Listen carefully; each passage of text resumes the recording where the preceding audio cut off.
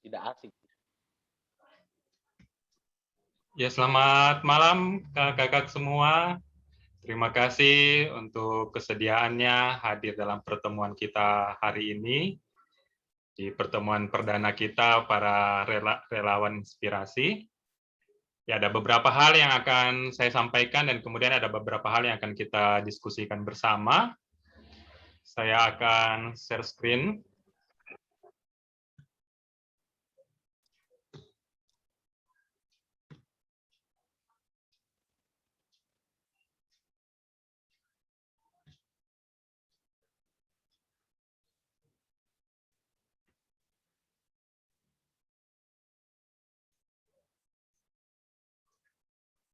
Ya, yang pertama, walaupun kita sudah saling mengenal, saya menampilkan identitas saya, di mana apa yang saya kerjakan dan mengajak teman-teman untuk sama-sama mengerjakan ini adalah bagian dari pelatihan dasar CPNS pemerintah Kota Palu, di mana saya sedang melakukan kegiatan aktualisasi di masa habituasi saya di SMP Negeri 9 Palu, di mana jabatan saya sebagai guru matematika alih pertama. Jadi rancangan aktualisasi saya itu tentang meningkatkan minat belajar siswa pada pembelajaran matematika di SMP Negeri 9 Palu melalui kelas inspirasi, model pembelajaran number head together, dan penggunaan alat peraga. Nah, kita akan ambil bagian di kelas inspirasi. Nah, adapun yang melatar belakangi kegiatan ini, ya, pendidikan merupakan ujung tombak untuk pelayanan ASN dalam bidang pendidikan. Dan guru tentu punya peran yang sangat mulia, sangat strategis dalam mencetak generasi muda yang akan menjadi generasi penerus bangsa. Hanya saja masalahnya, di SMP 9 masih terdapat rendahnya minat belajar siswa. Ini salah satu foto siswa saya di kelas yang tidur saat pembelajaran. Kemudian mereka meskipun masih remaja, sudah menggunakan narkoba, merokok, kemudian pengaruh dari konten-konten negatif di media sosial, dan diperparah oleh pembelajaran saat ini yang berlangsung online karena wabah virus COVID-19. Dan ini salah satu analisis yang saya lakukan di saat pembelajaran, itu bisa dilihat ada 70% siswa yang tidak tuntas, ya karena tadi itu rendahnya minat belajar siswa. Dan dampaknya, di sini saya singkat dengan dampak, depresi ya. Tentu mereka nanti akan semakin stres dengan pelajaran matematika, dan justru itu rokok, narkoba, media sosial yang negatif itu jadi pelariannya mereka. Kemudian akademiknya rendah, nilai hasil belajarnya rendah. Matematika juga semakin sulit karena materi pelajaran yang sebelumnya yang menjadi materi prasyarat untuk menguasai materi selanjutnya, itu mereka tidak kuasai. Akhirnya pelajaran matematika itu semakin sulit. Nah, rendahnya minat belajar ini juga bisa jadi nanti itu malah membuat kehadiran siswa semakin menurun, bahkan malah bisa berimbas pada putus sekolah. Kemudian akreditasi sekolah menurun, dan akhirnya keinginan atau harapan pendidikan sulit terwujud. Untuk itulah aktualisasi saya tentang meningkatkan minat belajar siswa pada pembelajaran matematika di SMP Negeri 9 Palu melalui penerapan kelas inspirasi, model pembelajaran number head together, dan penggunaan alat peraga. Pemerintah Kota Palu, kegiatan aktualisasi saya di SMP Negeri 9 Palu, tujuan dan manfaat aktualisasi saya, rencana kegiatan. Jadi ini ada beberapa masalah yang terdapat di sekolah. Kemudian saya melakukan analisis APKL untuk menentukan yang mana yang paling untuk diselesaikan. Dan itu adalah yang urutan pertama, rendahnya minat belajar siswa pada pembelajaran matematika. Kemudian dilanjutkan dengan analisis fishbone diagram untuk menganalisa penyebab-penyebabnya. Jadi hal yang sudah saya jelaskan tadi di latar belakang itu ada ya di sini.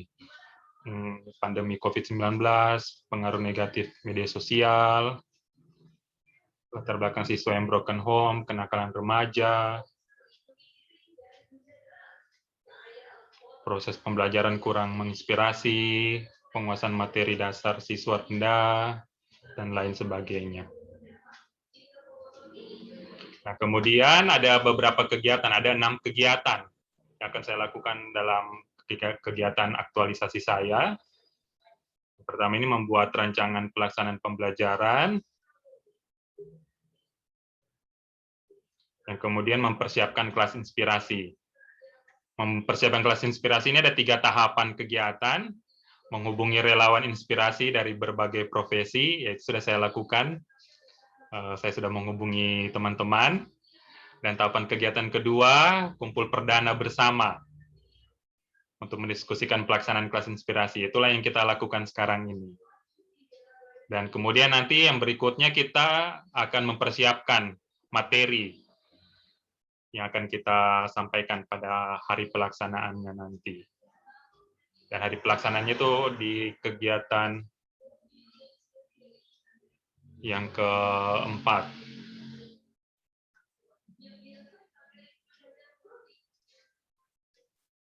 Ini menerapkan rancangan pembelajaran kelas inspirasi. Ini nanti akan berhubungan dengan rundown kegiatan yang akan kita susun. Jadi nanti dalam pelaksanaan kelas inspirasi ini ada 3 tahapan kegiatan.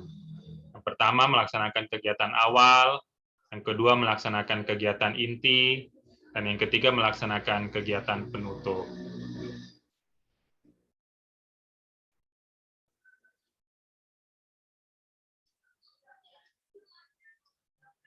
Saya langsung lanjut ke deskripsi tentang kelas inspirasi.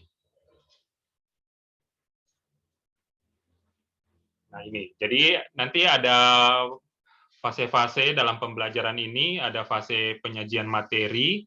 Jadi di sini nanti saya yang ambil bagian. Jadi saya akan menjelaskan tentang materi pola barisan bilangan kepada siswa. Nah kemudian yang selanjutnya di fase asosiasi. Nah di sini nanti teman-teman, kakak melakukan perannya. Jadi kita yang terdiri dari berbagai profesi akan bercerita mungkin tentang perjalanan hidup kita sehingga dapat bekerja di profesi yang sekarang, atau manfaat profesi kita baik bagi diri sendiri, bagi keluarga, dan bagi masyarakat. Nah, nanti siswa ini akan dengarkan cerita inspirasi yang kita ceritakan, dan kemudian mereka mengamati pola apa yang terdapat pada cerita kita. Mungkin pola belajar, sehingga kakak bisa meraih cita-citanya ke kakak, atau pola hidup, sehingga bisa meraih kesuksesan, atau pola kerja dalam profesinya kakak dan teman-teman. Nah, kemudian fase generalisasi, siswa itu akan membuat kesimpulan tentang materi, dan tentang kelas inspirasinya itu di fase yang terakhir di refleksi. Jadi siswa akan berefleksi dan menuliskan inspirasi yang mereka dapatkan, dan kemudian mereka menuliskan pola baru yang hendak mereka terapkan dalam cara belajar mereka sehari-hari. Seperti itu.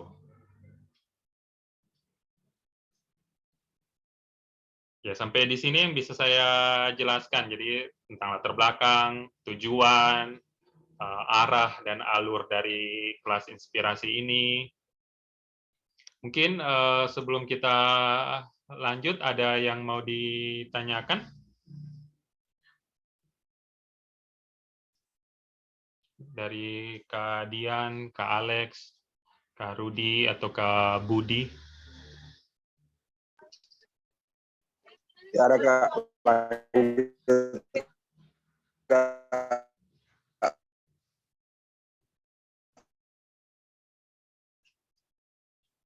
Oke, kalau yang lain, apakah ada?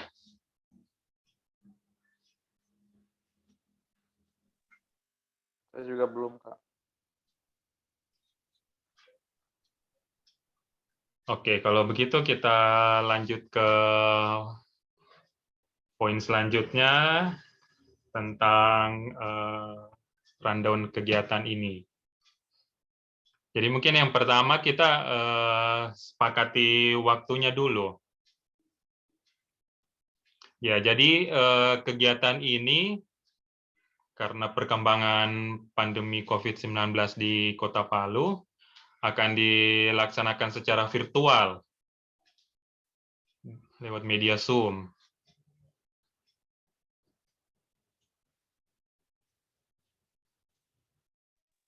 Jadi mungkin waktunya kita bisa lebih fleksibel.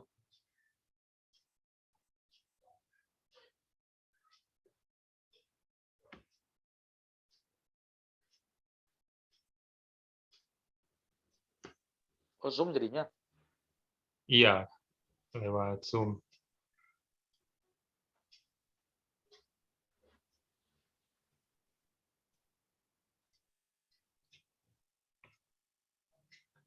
Kalau misalnya waktunya kita ambil hari Jumat jam 8 pagi. Mungkin yang paling susah waktunya di sini Kak Dian sedang kerja di rumah sakit dengan Kak Budi. Kalau Kak Dian bagaimana kalau misalnya kita ambil hari Jumat pagi? Kalau hari kerja nggak bisa sih, Kak. Kalau hari Minggu mungkin masih bisa saya usahakan untuk bertukar jaga. Oh, hari Kecuali Minggu. malam, Kak.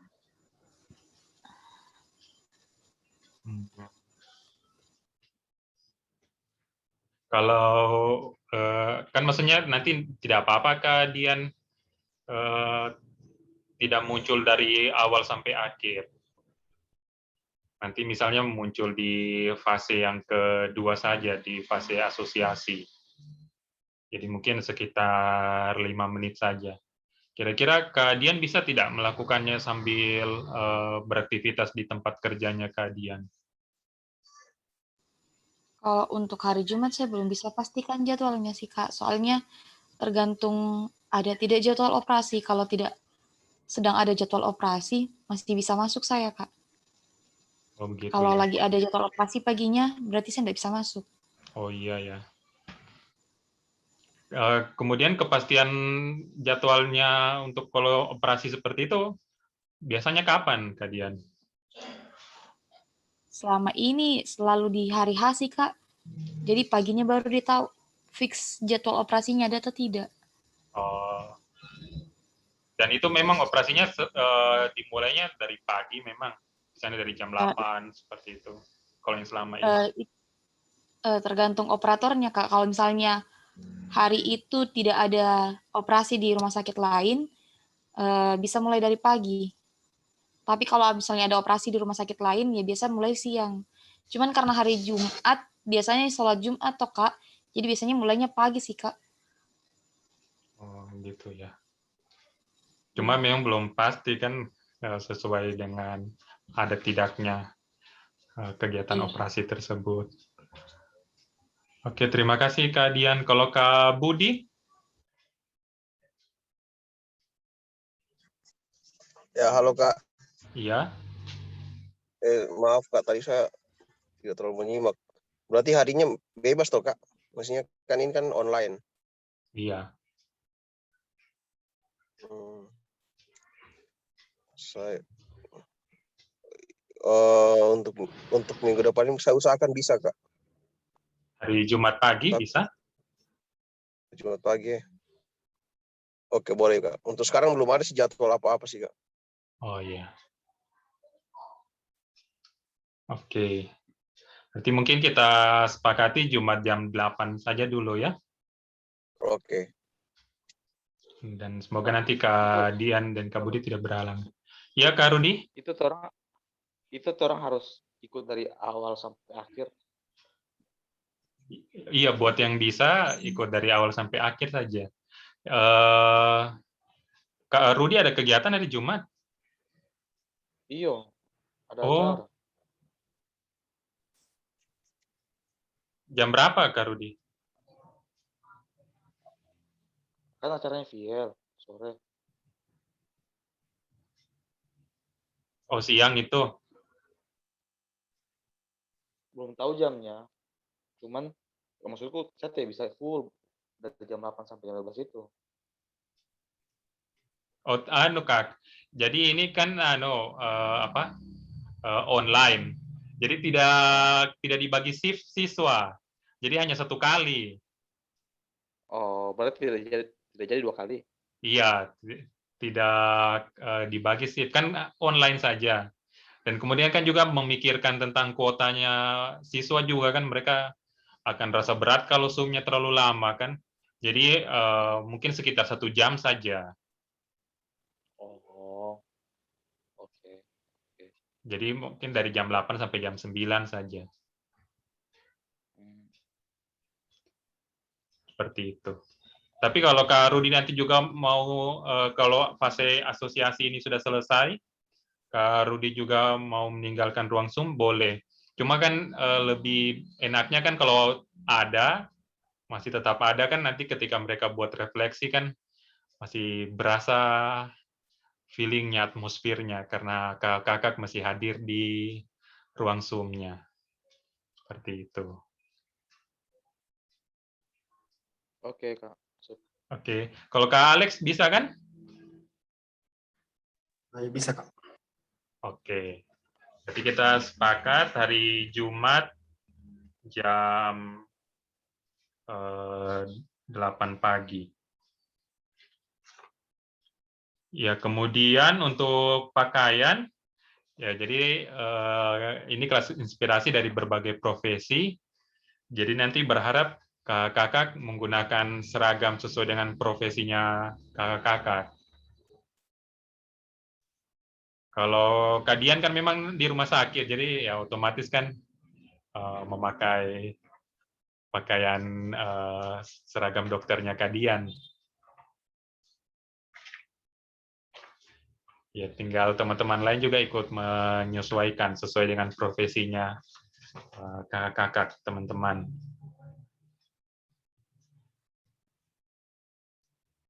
Dan alur kegiatannya seperti ini. Nanti saya buat rundown-nya lebih rinci lagi, lebih detail lagi. Jadi kalau ada masukan dari teman-teman, dari kakak-kakak boleh, supaya saya masukkan nanti di rundown kegiatannya. Dan juga untuk persiapan selanjutnya, sebelum hari H, nanti berharap kakak membuat materinya itu, hal-hal yang akan kakak sharingkan, yang akan kakak ceritakan itu, ada konsep tertulisnya. Nanti kalau kakak kesulitan, nanti saya akan temani, akan saya dampingi. Yang jelas nanti dalam cerita itu harus ada pola yang mudah terlihat oleh siswa. Ya, seperti yang saya jelaskan tadi, mungkin pola belajar kah, atau pola hidup dalam meraih kesuksesan, atau pola kerja di profesinya kakak, sehingga profesinya kakak itu bermanfaat, memberi manfaat bagi diri sendiri, bagi keluarga, dan bagi masyarakat.